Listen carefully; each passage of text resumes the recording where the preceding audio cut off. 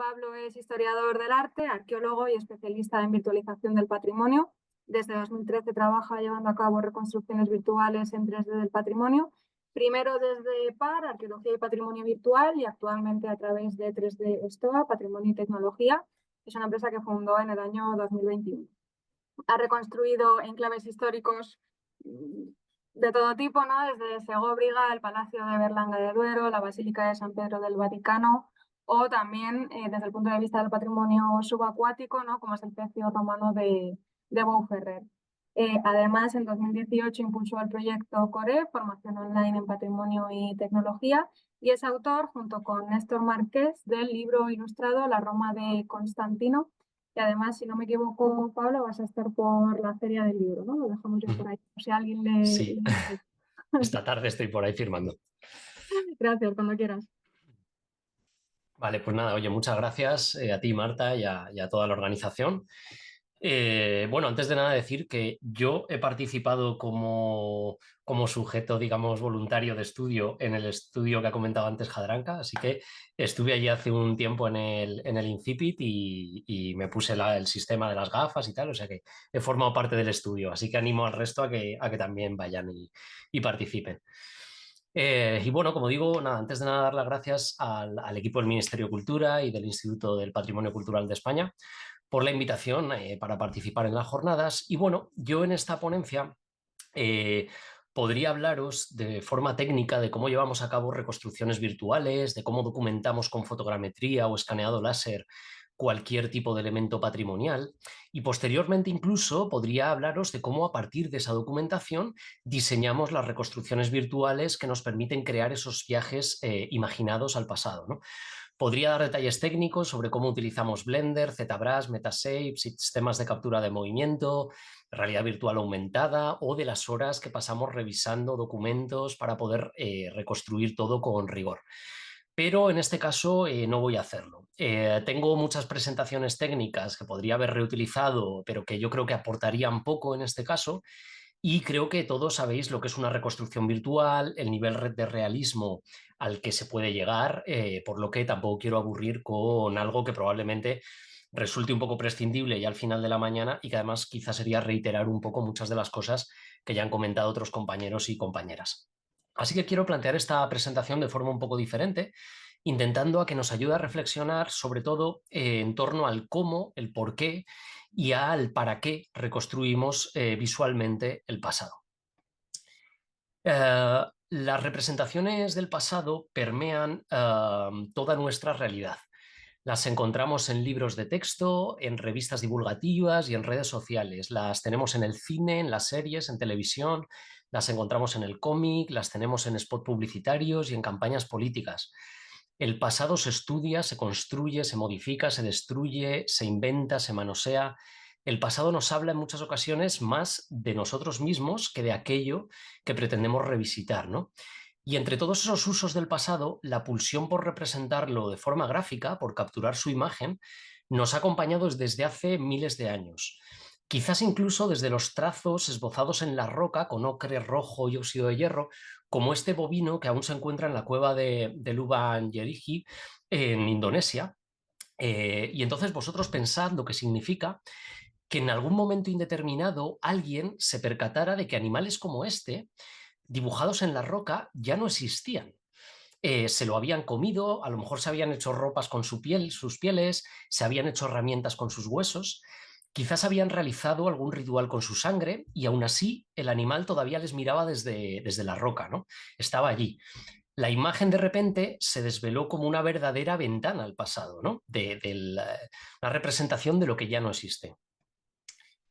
Y es de eso de lo que vengo hoy a hablar aquí, ¿no? De ventanas al pasado y de cómo las construimos, de cómo estos retazos visuales de lo que fuimos siguen siendo usados y disfrutados, pero también utilizados y aprovechados sin otro fin en algunas ocasiones que ganar dinero. El pasado siempre se observa con fascinación. Nos resulta extraño y lejano, pero a la vez familiar y muy próximo, ¿no? ¿Cómo no sentirnos cerca, por ejemplo, del sepulcro de Lucius Arruncius, documentado por Piranesi en 1756, tras su hallazgo, y que hoy ya ha desaparecido por completo? Esas tumbas, estos huesos, calaveras, con sus ojos vacíos, excrementos de rata, mausoleos, que nos muestran en realidad que los romanos son otros humanos que nos han cogido la delantera en el destino universal de la historia, ¿no? Espacios con los que seguimos fascinados y que seguimos reinventando y representando, ¿no? Por ejemplo, aquí podéis ver en el videojuego Indiana Jones y el Gran Círculo cómo visualmente compartimos esa misma fascinación que ya experimentó Piranesi, ¿no? Los mismos recursos, las mismas técnicas, con diferente tecnología. Porque cuando representamos el pasado, estamos reinventando continuamente, con nuevas herramientas, los caminos que nos permiten conocernos a nosotros mismos. Pero no nos engañemos, tropezamos una y otra vez con la misma piedra. La representación del pasado, si no se acompaña con muchas otras cosas, no es ninguna vacuna que nos impida volver a repetirlo. No aprendemos mucho del pasado y a la vista está con un genocidio a las puertas del Mediterráneo, otro genocidio más, en este caso perpetrado por Israel, y frente al que de nuevo no estamos sabiendo reaccionar por mucho que hayamos estudiado la barbarie del nazismo, por mucho que hayamos representado de mil maneras diferentes el nazismo. Por ejemplo, recuerdo y recomiendo este videojuego, Through the Darkest of Times, en el que se muestra, se representa cómo la sociedad alemana fue aceptando y normalizando el ascenso del nazismo. Y aún con esas tenemos en nuestras puertas, ¿no? Lo que tenemos. Pero bueno, la reconstrucción virtual del pasado, sin ser la vacuna perfecta, sí que es una herramienta fundamental para construir empatía. Nos permite mostrar aquello de lo que pocas veces se habla y hacerlo con el mayor rigor posible. Como hace el ilustrador Iñaki Diéguez aquí, por ejemplo, en esta imagen de la batalla de Baécula. Aquí lejos queda el orgullo de la primera línea de batalla y mira que hubiera sido fácil representar a las legiones, los elefantes cartagineses y el fragor de la lucha, ¿no? Lejos quedan los cánticos patrióticos o el valor de los grandes generales. Aquí se ve el llanto, el dolor, la resignación, mujeres, niños y ancianos desplazados y destrozados por la guerra, ¿no? Poner rostro a los refugiados del pasado y hacerlo desde el rigor histórico del conocimiento de esta batalla mediante criterios arqueológicos nos permite, si no aprender del pasado, sí al menos entrenar los mecanismos de la empatía que tan necesarios son en el presente y en el futuro, ¿no? Y es por ello por lo que creo firmemente que las imágenes del pasado pueden no ser infalibles, pero bien utilizadas siempre serán un gran arma para construir un mundo mejor, ¿no? La tecnología más avanzada al servicio de la historia permite construir puentes con las sociedades del pasado, reconocerlas y reconocernos en ellas, ¿no? Es fascinante, por ejemplo, ver cómo las comunidades afrodescendientes del Perú acogieron y valoraron muy positivamente el poder descubrir el rostro 3 siglos después de esta persona esclavizada afrodescendiente cuya reconstrucción facial llevamos a cabo hace 4 años en colaboración con el Museo Afroperuano de San Luis de Cañete, ¿no? Su estudio arqueológico y antropológico permitió poner rostro y nombre, ahora le llamamos Joseph, a uno de los olvidados de la historia y así recuperar su memoria, rememorar sus duras condiciones de vida en los campos de la Orden de los Camilos y establecer nuevos vínculos de identidad entre el pasado y sus descendientes afroperuanos, ¿no? La reconstrucción facial es una de las técnicas más complicadas dentro de la disciplina de la arqueología virtual, ya que en ella deben confluir conocimientos que provienen de la antropología física, de la arqueología, de la ciencia forense, de la anatomía, del dibujo, de la escultura, del diseño tridimensional. Son proyectos que, si se hacen con rigor, amplios y complicados, son proyectos que requieren equipos muy multidisciplinares y que muestran hasta qué cotas de especialización ha llegado la representación del pasado, ¿no? Pero esto no siempre fue así. La reconstrucción visual del pasado comienza quizás, como ya hemos comentado, hace miles de años, ¿no? Pero desde un punto de vista científico no se comenzó a desarrollar hasta hace poquitos siglos, ¿no? Aquí podéis ver dos imágenes similares, pero a la vez tremendamente diferentes. Ambas muestran resultados que pueden parecer análogos, aunque sus técnicas sean diversas y de un primer vistazo podrían parecernos más cercanas entre sí, aunque las separan 300 años, ¿no? Ambas buscan, sin embargo, reconstruir dos enclaves de la ciudad de Roma en el pasado. Ambas miran al siglo I desde el futuro y lo intentan imaginar.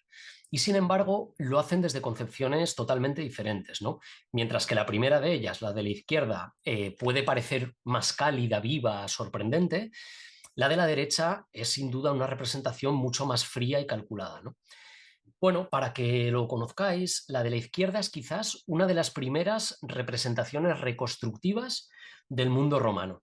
Está diseñada por Ciriaco Pizzecoli y acompañó la Collectio Antiquitatum de Giovanni Marcanova, de finales del siglo XV, que es un compendio muy interesante sobre antigüedades dispersas que por aquel entonces se hallaban por la ciudad de Roma, ¿no? Y incluye láminas que representan monumentos de la antigua ciudad reconstruidos en un tiempo ideal, ¿no?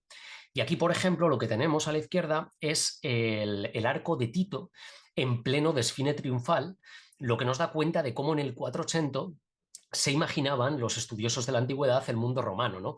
Veis que era un verdadero pues, desfile de referencias romanas sacadas de la literatura clásica, elementos medievales y renacentistas mezclados y, por supuesto, un toque de fanfarria totalmente imaginaria, ¿no?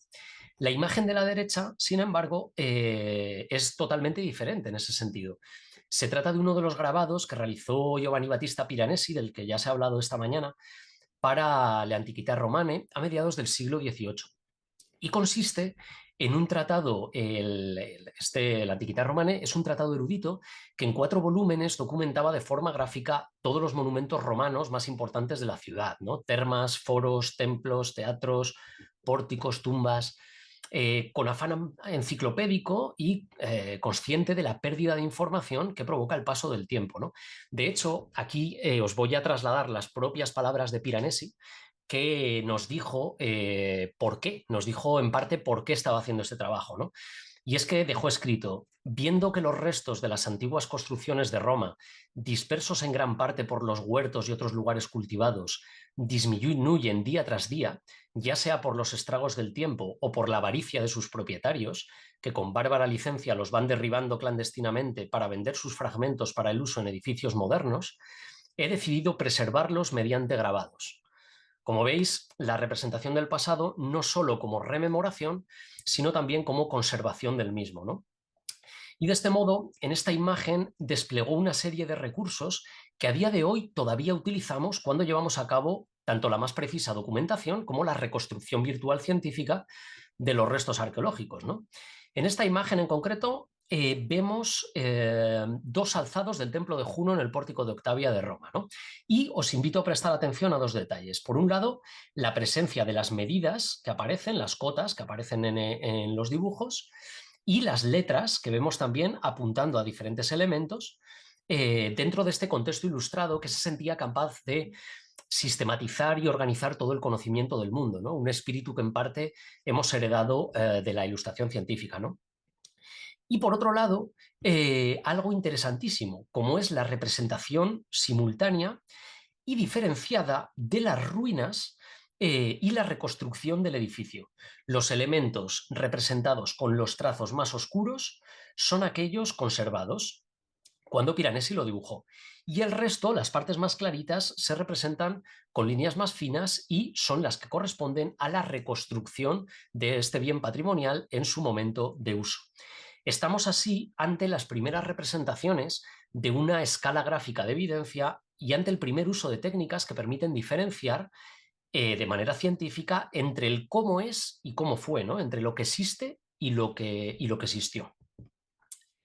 Esta es sin duda una de las bases de nuestro trabajo, ¿no? Más allá de la representación realista del pasado, la capacidad que tenemos de mostrar de un modo u otro los elementos de una reconstrucción de los que tenemos un mayor nivel de evidencia y aquellos de los que tenemos un menor nivel de evidencia.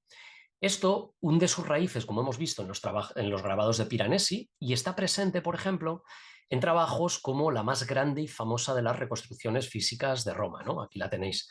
La maqueta Gismondi, diseñada por el arquitecto y arqueólogo Italo Gismondi y ejecutada por el escultor Piero di Carlo y su equipo en los años 30 del siglo XX, estaba pensada más allá de para la pura representación aséptica de la antigua Roma, para enaltecer el poder de unos pocos.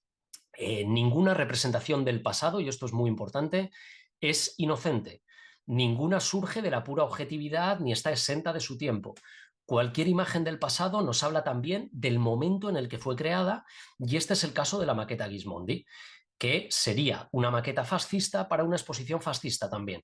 Así lo planteó el diputado historiador del arte romano y etrusco Giulio Quirino Igioli, y así se lo presentó también a Mussolini, ¿no? Hacía falta una Roma antigua a la altura de la nueva Roma que requerían estos años 30, ¿no? Y más allá de que estén sobredimensionados en algunas ocasiones algunos edificios y de la búsqueda de una Roma pura, una Roma que proyectara hacia el presente y hacia el futuro esa imagen que legitimaría el régimen fascista, Gismondi aprovechó para hacer un trabajo riguroso, todo lo riguroso que se podía en estos años, ¿no? Y aplicó también un criterio de representación de la evidencia, aunque no es muy sencillo de observar, pero está ahí.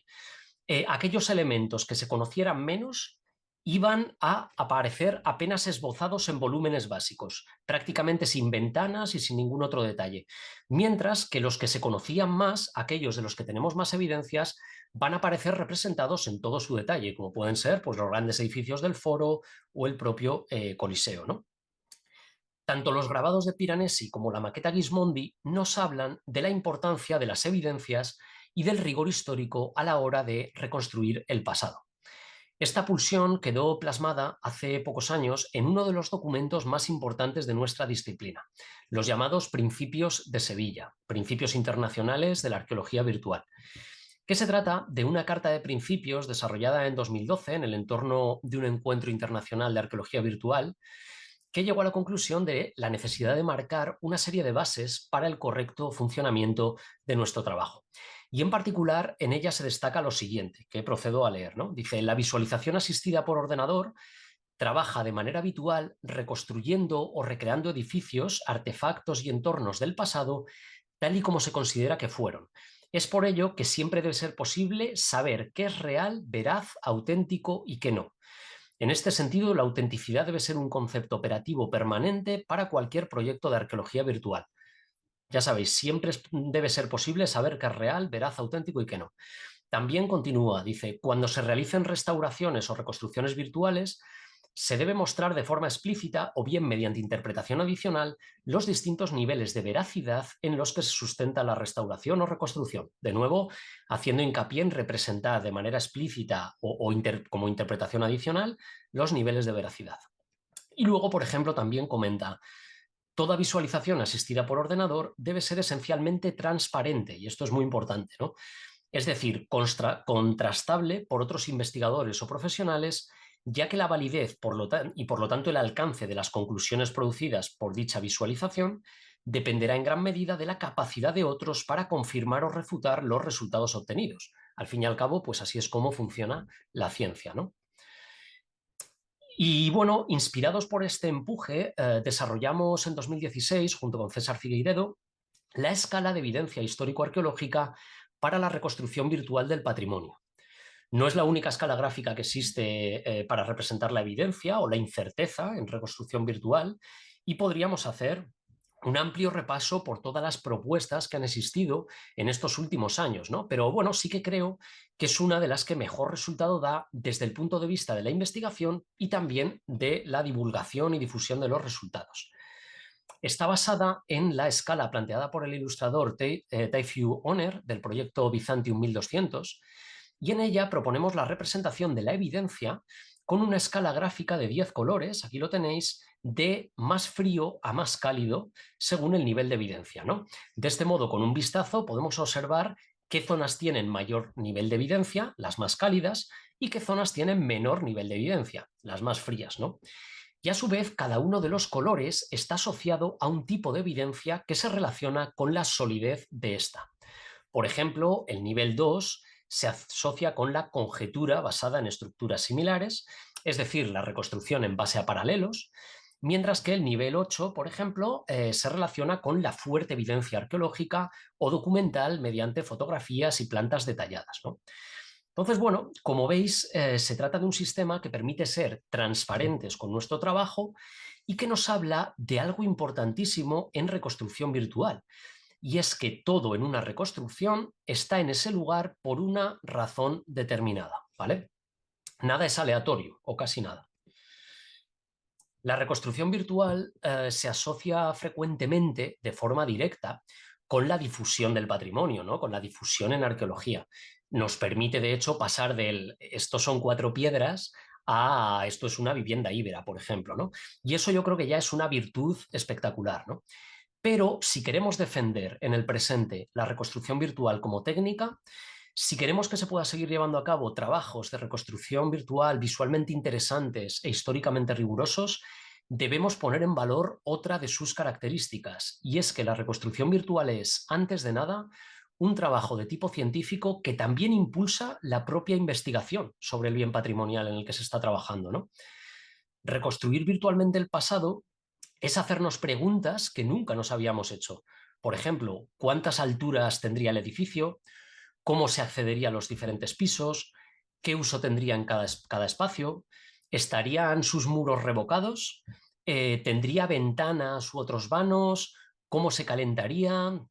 ¿Cómo viviría la gente en él? ¿Qué tipo de cubierta y cómo se cerraría la parte superior? ¿Cuál sería el sistema de desagüe de esa cubierta? ¿Cómo afectaron a su distribución y a su uso las reformas que sufrió a lo largo del tiempo? Muchas de estas preguntas no nos las llevamos a cabo a pie de campo. Y tampoco nos las llevamos a cabo cuando estamos redactando, por ejemplo, una memoria arqueológica. Muchas de estas preguntas solo aparecen cuando se plantea una reconstrucción virtual de manera tridimensional, como en el caso que veis aquí del Torreón de Ulaca, ¿no? Por ejemplo. Y muchas de estas preguntas no son cómodas, son bastante incómodas, no tienen fácil respuesta o pueden tener varias respuestas. Nos obligan a mojarnos, nos obligan a seguir investigando, a buscar paralelos, a plantear soluciones imaginativas. Nos obligan a cuadrar tridimensionalmente las ideas que hasta el momento solo flotaban de forma inconexa en nuestra mente, ¿no?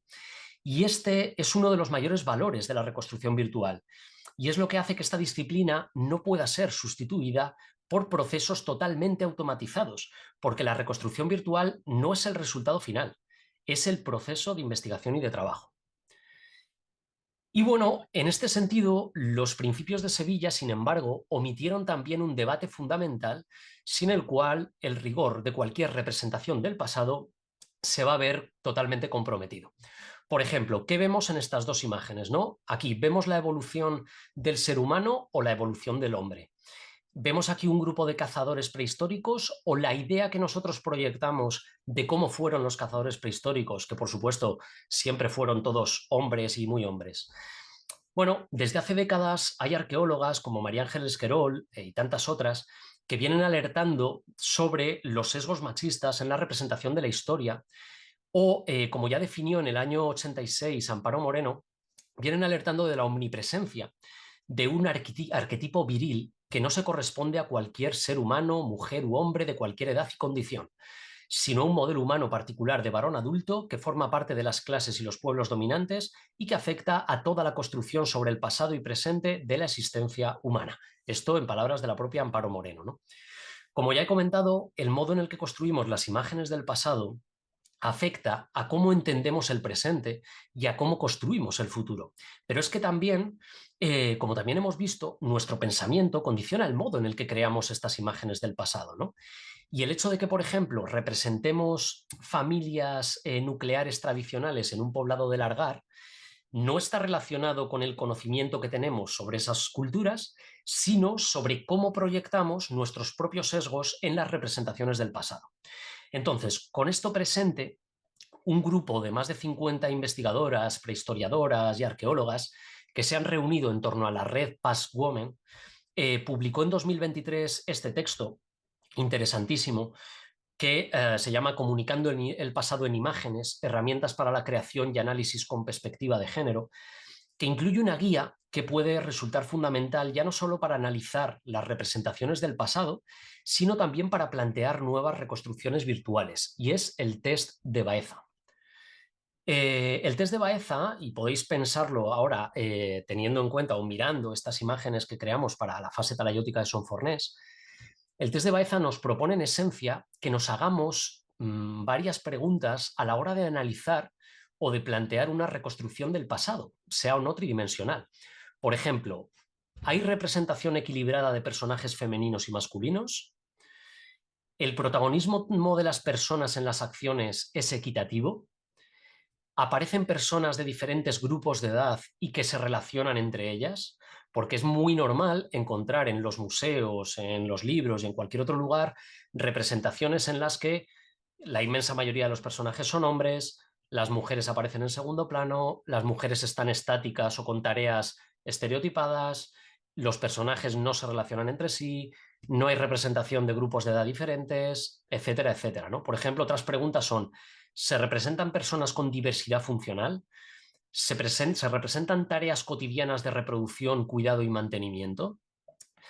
Todas estas preguntas y muchas más nos enfrentan a nuestros propios sesgos y nos permiten investigar más, cuestionarnos las imágenes llevadas a cabo hasta ahora y comenzar el camino para ofrecer una representación del pasado más rigurosa, porque no lo olvidemos, esto no consiste en traspasar nuestros sesgos de la actualidad al pasado, al contrario, consiste en romper con los sesgos que ya traspasamos en las imágenes para intentar hacer una representación más completa, más amplia y más inclusiva del pasado, de un pasado riguroso y científico, ¿no?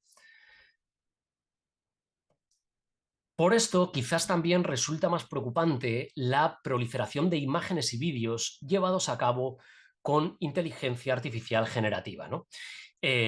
Para la representación del pasado. Son verdaderos fakes históricos que amplifican los sesgos y se construyen con total opacidad, teniendo como mayor cualidad su plausibilidad.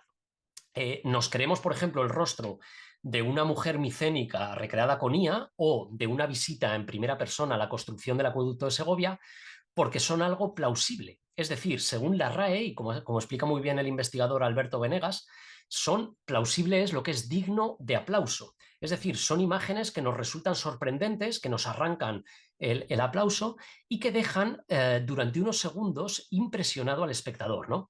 Esto invita a hacer al clic rápido e invita a la viralidad en redes sociales, pero detrás de ellas hay muy poco de historia y mucho de ficción, de sesgo, de mito, que además se acrecenta con la apariencia de realidad que muestran muchos de estos recursos audiovisuales, ¿no? En muchos casos, como es este en concreto, grabados como si fuera un falso streaming, ¿no? Para todavía hacerlo más cercano a la realidad, cuando realmente es todo falso, ¿no? La inteligencia artificial en la actualidad acarrea muchísimos problemas, ¿no? De tipo moral, por ejemplo, por el robo indiscriminado de contenido con propiedad intelectual que ha facilitado el entrenamiento de muchas de ellas, de tipo medioambiental, por el coste energético de su entrenamiento y el procesamiento de datos, pero más allá de ello, tienen problemas de altísimo calado a la hora de reconstruir el pasado.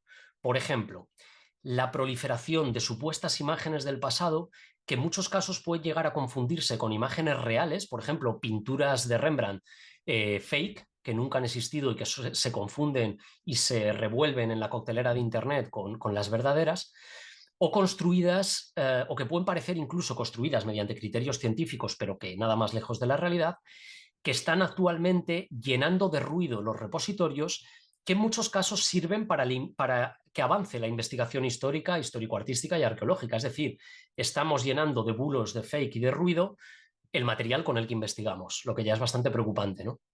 Luego, la falta de transparencia, ¿no? Ya que resulta imposible rastrear los procesos que llevan a cabo las IAs para generar unos resultados y no otros. El nulo control de los datasets de entrenamiento, que hace que se perpetúen sesgos propios de la ficción, pero también, por supuesto, de la sociedad patriarcal, occidental y clasista que ha generado todo el contenido con el que la IA se está entrenando, ¿no? Y, por supuesto, también la inmensa falta de control a la hora de poder modificar sus resultados, que en muchos casos son tremendamente aleatorios. Entonces, bueno, como ya hemos visto en reconstrucción virtual, debemos controlar todo el proceso de investigación y de trabajo para que el resultado sea riguroso y científico. Y estos y otros problemas hacen que debamos descartar la inmensa mayoría de aplicaciones de inteligencia artificial generativa que únicamente van a posibilitar que construyamos fakes históricos con todos los problemas que esto acarrea. Así que, bueno, desde aquí también pido que no nos lancemos a esta ola de sumarnos a la moda, a cualquier moda para crear imágenes del pasado que solo van a crear ruido, a extender bulos, extender fakes y por supuesto que intentemos no hacerlo desde las instituciones y desde los museos, no faltaría más. Y bueno, cuando llevamos a cabo reconstrucciones virtuales, no construimos imágenes bonitas o recursos divulgativos. Estamos dando forma a verdaderos documentos históricos redactados en un idioma universal, el de la imagen.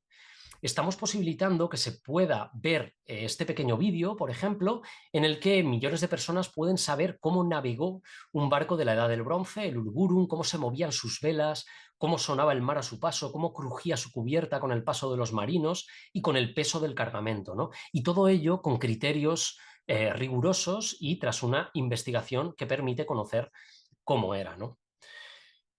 Cuando llevamos a cabo reconstrucciones virtuales, estamos poniendo de forma consciente la tecnología más avanzada al servicio de la investigación arqueológica e histórica. Podemos mostrar las reconstrucciones virtuales en forma de libro ilustrado o de experiencia inmersiva, en forma de proyección o de visor 3D interactivo. Podemos integrar estas reconstrucciones en un documental o mostrarlas en las redes sociales de un proyecto. Pueden aparecer en las cartelas de un museo o acompañar artículos de alto impacto, ¿no? Pero es importante recordar que estamos siempre ante trabajos que deben combinar rigor histórico y calidad gráfica, investigación y diseño visual profesional, ¿no? Y especialmente cuando llevamos a cabo reconstrucciones virtuales, debemos ser conscientes de la responsabilidad que tenemos de cara al futuro. Las imágenes que nosotros proyectemos hoy serán las que construirán la imagen del pasado de cara a las próximas generaciones, con todo lo que ello implica, ¿no? Serán las imágenes que podrán verse, en las que podrán verse reflejados los niños y las niñas que comienzan a descubrir que existieron muchos otros antes que nosotros, ¿no? Serán las imágenes que construirán la idea del mundo romano, pero también la idea de las mezquitas medievales de Somalilandia o de los campos de concentración franquistas, ¿no? En estas mentes de las generaciones que están por venir. Serán las imágenes que, hablando del pasado, inevitablemente hablarán del presente, hablarán de nosotros mismos y de quienes las hemos creado.